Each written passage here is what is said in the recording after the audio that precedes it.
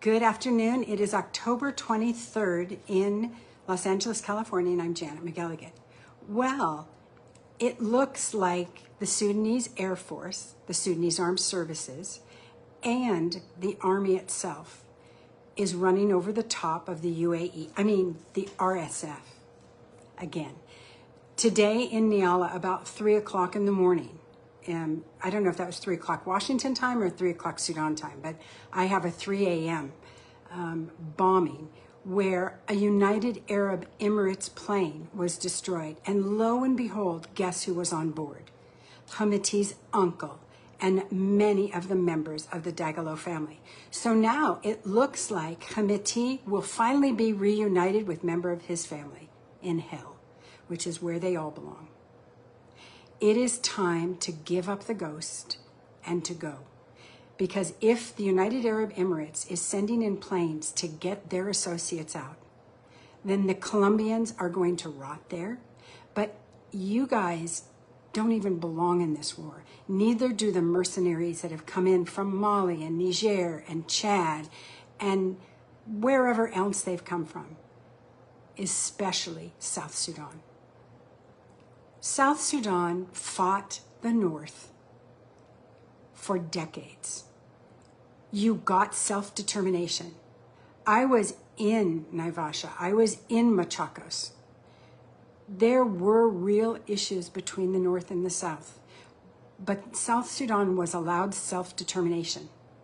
And the government of South Sudan, unfortunately, lost John Garang. I do believe, having known Garang myself personally, that things would have been or could have been very different had Salva not taken over as the president. But what I can tell you is this. If Riek and Salva can't get along, that may be why your people want to take refuge in the North. For decades, they lived in Haj Joseph, they lived in Akoit, they lived in Khartoum.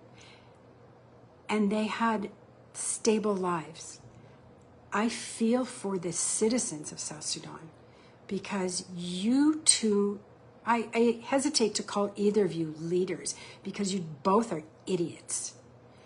And the idea that you have signed an agreement with the UAE to go against Khartoum and Port Sudan and the people who live in El Fasher, that live in Nyala and Darfur and Khartoum and Kordofan, is pathetic.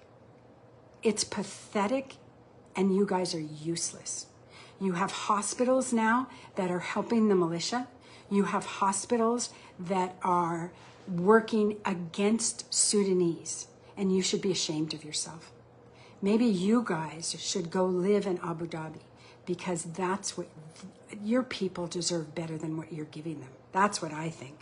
So if you've gotten money from the UAE, maybe you should go buy a house and move somewhere on an island where nobody needs to be bothered by you.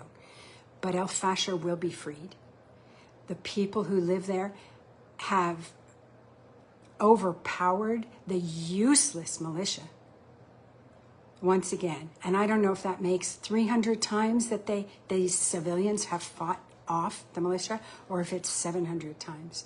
But I can tell you, El Fasher will go down in history as one of the most remarkable cities of the 21st century. And El Fasher must be freed. If you can drop bombs on Nyala, you can drop food in El Fasher. President Burhan, General Kabashi, if you can drop bombs on Nyala, you can drop food in El Fasher. Thank you.